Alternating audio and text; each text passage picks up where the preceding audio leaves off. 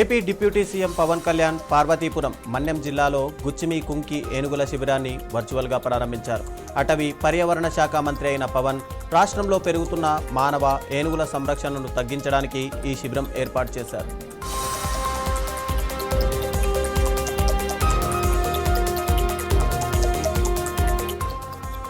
హైదరాబాద్ గాంధీ భవన్లో కాంగ్రెస్ నిర్వహిస్తున్న ప్రజలతో మంత్రుల ముఖాముఖి కార్యక్రమం కొనసాగుతోంది. ఈ కార్యక్రమంలో మంత్రి తుమ్మల నాగేశ్వరరావు పాల్గొని ప్రజల నుంచి నేరుగా వినతులు, ఫిర్యాదులను స్వీకరిస్తున్నారు. ప్రజా సమస్యలను వేగంగా పరిష్కారం చూపే లక్ష్యంతో మంత్రులు నేరుగా ప్రజలను కలుసుకొని వినతులు స్వీకరిస్తున్నారు.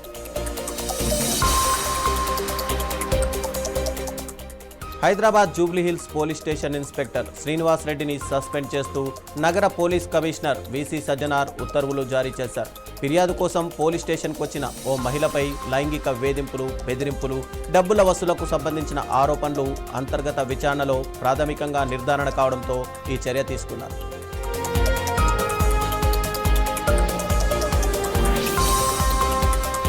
వికారాబాద్ జిల్లా పరిగిలో రేడియల్ రోడ్డు నిర్మాణానికి భూములు కోల్పోతున్న రైతులకు భారీ ఊరట లభించింది. 3 గ్రామాలకు చెందిన 86 మంది రైతులకు 16 కోట్లకు పైగా నష్టపరిహార చెక్కులను ఎమ్మెల్యే రామ్మోహన్ రెడ్డి పంపిణీ చేశారు. భవిష్యత్తులో రోడ్డు విస్తరణతో పాటు కీలక ప్రాజెక్టు పూర్తయితే పరిగి ప్రాంత రూపురేఖలు పూర్తిగా మారిపోతాయని ఎమ్మెల్యే తెలిపారు. గురు పౌర్ణమి సందర్భంగా కుషాయిగూడ ఈసీఐఎల్ చౌరస్తాలో పాటు దమ్మాయిగూడ పరిసర ప్రాంతాల్లోని సాయిబాబా ఆలయాలు భక్తులతో కిటకిటలాడుతున్నాయి. ఉదయం నుంచే భారీ సంఖ్యలో తరలివచ్చిన భక్తులు ప్రత్యేక పూజలు నిర్వహించి సాయిబాబా ఆశీస్సులు పొందుతున్నారు.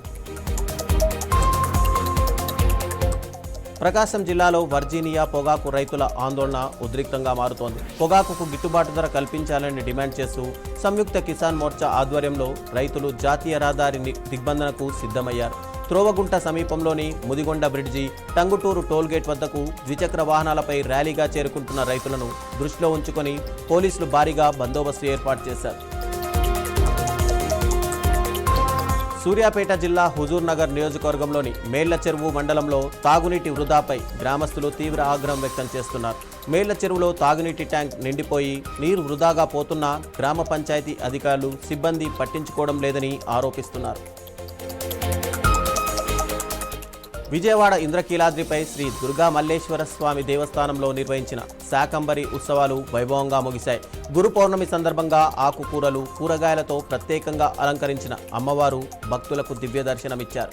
ఇవాళ పూర్ణాహుతితో శాకంబరి ఉత్సవాలు ముగియగా భక్తులు పెద్ద సంఖ్యలో పాల్గొని అమ్మవారి ఆశీస్సులు పొందారు. పోలవరం జిల్లా చింతూరు ఏజెన్సీలో ఎడతెరపి లేకుండా కురుస్తున్న భారీ వర్షాలు ప్రభావం చూపుతున్నాయి. వాగులు, వంకలు ఉప్పొంగడంతో మోతుగూడెం సమీపంలోని ప్రముఖ పర్యాటక కేంద్రం కొల్లూరు జలపాతం ప్రమాదకరంగా మారింది. భద్రతా కారణాల దృష్ట్యా జలపాతానికి అధికారులకు తాత్కాలికంగా నో ఎంట్రీ విధించగా పరిస్థితులు సాధారణ స్థితికి వచ్చే వరకు పర్యాటకులు సహకరించాలని విజ్ఞప్తి చేస్తున్నారు. భద్రాద్రి కొత్తగూడెం జిల్లాలో ఎడతెరిపి లేకుండా కురుస్తున్న వర్షాలతో తాలిపేరు ప్రాజెక్టు చిలకలను సంతరించుకుంది. ప్రాజెక్టుకు భారీగా వరద నీరు చేరుతుండటంతో అధికారులు 22 గేట్లను ఎత్తి సుమారు 1,70,000 క్యూసెక్కుల నీటిని గోదావరిలోకి విడుదల చేస్తున్నారు.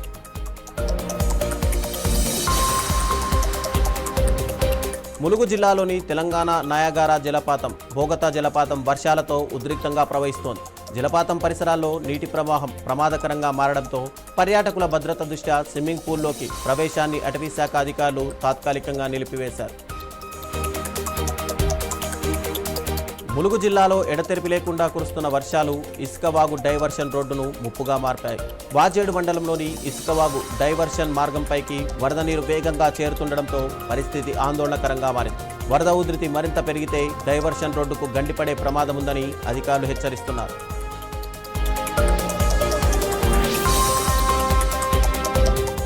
గురు పౌర్ణమి సందర్భంగా ములుగు జిల్లా వెంకటాపురం మండలం పాత్రపురంలో ఆధ్యాత్మిక శోభ వెల్లువిరిసింది. ఎడతెరిపి లేకుండా కురుస్తున్న వర్షాన్ని సైతం లెక్క చేయకుండా భారీ సంఖ్యలో భక్తులు ఆలయానికి తరలివచ్చి గురు పూజలు, ప్రత్యేక ఆరాధనల్లో పాల్గొంటున్నారు.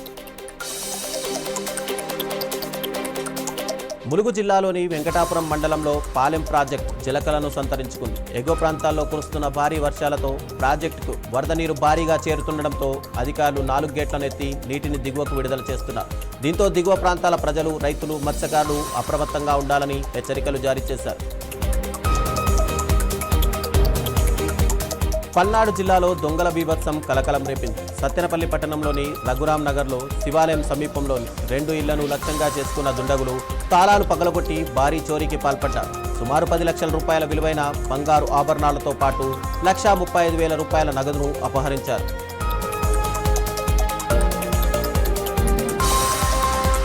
జయశంకర్ భూపాలపల్లి జిల్లాలో భారీ వర్షాలు ప్రజల జీవితాన్ని అతలాకుతలం చేస్తున్నాయి. కాటారం సబ్ డివిజన్ వ్యాప్తంగా ఎడతెరిపి లేకుండా కురుస్తున్న వర్షాలతో పలు గ్రామాలకు రాకటేందుకు ప్రయత్నించవద్దని హెచ్చరిస్తూ అప్రమత్తంగా ఉండాలని సూచిస్తున్నారు. నైవేద్య విరామ సమయంలో స్వామివారిని దర్శించుకుని ప్రత్యేక పూజలు నిర్వహించారు. దర్శనం అనంతరం ఆలయ అధికారులు తీర్థప్రసాద్. నంద్యాల జిల్లాలోని దొర్నిపాడు కస్తూర్బా గాంధీ బాలికల విద్యాలయంలో ఓ విద్యార్థిని ఆత్మహత్యాయత్నం కలకలం రేపింది. గణితం ఉపాధ్యాయురాలు అవమానించారని, విద్యార్థిని ఆరోగ్య పరిస్థితి నిలకడగా ఉందని వైద్యులు తెలిపారు. ఘటనకు గల అసలు కారణాలపై దర్యాప్తు కొనసాగుతోంది.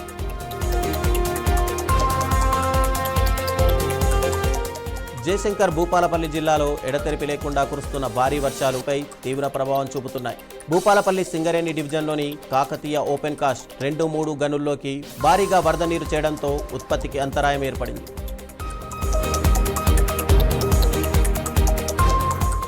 హైడ్రాకు మద్దతుగా శేర్లింగంపల్లి కాంగ్రెస్ నాయకులు, స్థానిక ప్రజలు భారీ ర్యాలీ నిర్వహించారు. హైడ్రా కమిషనర్ రంగనాథ్కు మద్దతు తెలుపుతూ నినాదాలు చేశారు. చెరువులు, ప్రభుత్వ భూముల పరిరక్షణకు హైడ్రా చర్యలు కొనసాగాలని డిమాండ్ చేశారు. నంద్యాల జిల్లాలోని శ్రీశైలం జలాశయానికి వరద నీటి ప్రవాహం కొనసాగుతోంది. జూరాల జల విద్యుత్ కేంద్రం నుంచి 29,600 క్యూసెక్కుల నీరు జలాశయంలోకి చేరుతుండగా ప్రస్తుతం ఎలాంటి నీటి విడుదల లేదు. జలాశయం నీటి మట్టం 821.80 అడుగులుగా, నీటి నిల్వ 42.1486 టీఎంసీలుగా నమోదైంది. ములుగు జిల్లాలో భారీ వర్షాలతో పాటు టోర్నడో తరహా సుడిగాలులు బీభత్సం సృష్టించాయి. మంగపేట మండలం కోవిటిపల్లి అటవీ ప్రాంతంలో ఈదురుగాలుల దాటికి భారీ సంఖ్యలో చెట్లు నేలకొరిగాయి. రోడ్డుపై కూడా చెట్లు విరిగి పడడంతో రాకపోకలకు తీవ్ర అంతరాయం ఏర్పడింది.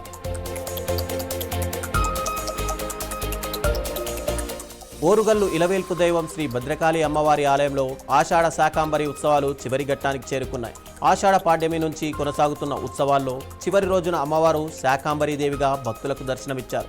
72 రకాల కూరగాయలు, పండ్లతో సుమారు 15 క్వింటాళ్ల అలంకరణలో అమ్మవారు సర్వాంగ సుందరంగా కొలువుదీరారు.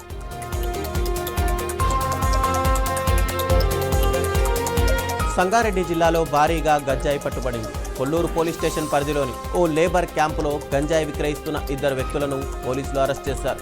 ఒడిశా రాష్ట్రానికి చెందిన 2 నిందితుల నుంచి 10 కిలోల గంజాయితో పాటు 2 సెల్ ఫోన్లను స్వాధీనం చేసుకున్నారు.